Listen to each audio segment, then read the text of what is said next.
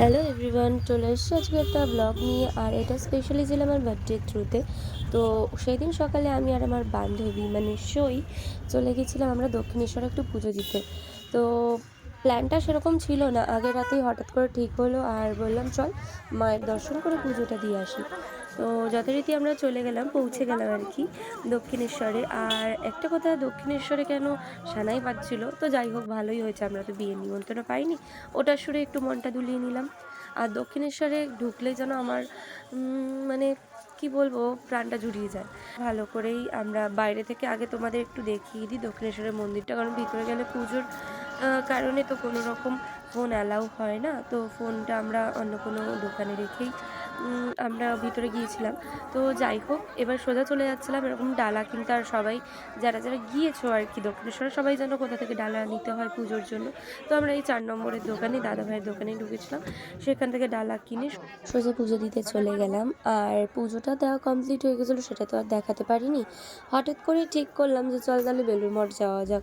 তো লঞ্চে পাড়ি দিতেই ওখানে খুব সুন্দর লেবু চায়ের সুগন্ধ পেয়ে গেছিলাম, তাই দুজনে মিলে লেবু চা খেয়ে নিলাম। আর গিয়ে কি দেখলাম জানো, আমাদের লেট হয়ে গেছে, বেলুড় মঠের গেট বন্ধ, আমাদের বলে দিল টাটা বাই বাই চলে যাও। সময়, এই জন্য না সময়ের জ্ঞান খুব করতে হয়, সময় মতো সঠিক কাজ করতে হয়। যাই হোক, আমাদের তো সেই ভাগ্যটা ছিল না। এই ভেতরে যেটা রয়েছে, এই যে ওরা আগে ঢুকে গেছে, প্রসাদ বিতরণ হবে তো। আমরা বসে খাবো। তারাও গাইস, টাকা 22 টাকা চুনা লেগে গেল, আবার 22 টাকা চুনা লাগবে। আবার 22 টাকা চুনা লাগিয়ে যাবো, বন্ধ, কেউ যাবেন না, ঘুরে আবার ব্যাকে যেতে হবে। কি আর করবো, তাই খুব খিদে পাওয়াতে ওখানে সেরকম খাওয়ার জিনিসও ছিল না। তো আমরা একটু চা আর পাঁপড় খেয়ে, তারপরে পাশে একটা দোকান ছিল খুব সুন্দর সুন্দর, ওখানে টেরাকোটা, তারপরে তোমার হ্যান্ডমেড জুয়েলারি বিক্রি হচ্ছিলো, সেখান থেকেই আমাকে সুজাতা একটা গিফট করলো, মানে কিনে দিল আর কি। তো সেটা আমি তোমাদের বাড়িতে গিয়ে দেখাবো যে কি কিনে দিয়েছিল। আরও অনেক কটা দেখে পছন্দ হচ্ছিলো, বাট আমাদের যেহেতু সময় নেই, আমাদের বাড়ি ফিরতে হবে। অ্যাকচুয়ালি ব্যাপারটা হচ্ছে, বাড়িতে তো মা একটু রান্নাবান্না করেছে। তো যাই হোক, তোমাদের যেই হাড়ের ফটোটা দেখালাম ওটাই কিন্তু আমাকে সুজাতা কিনে দিয়েছিল। আর এটা ছিল আমার লাঞ্চ, আর স্পেশাল আমার জন্মদিনের জন্য পায়েস।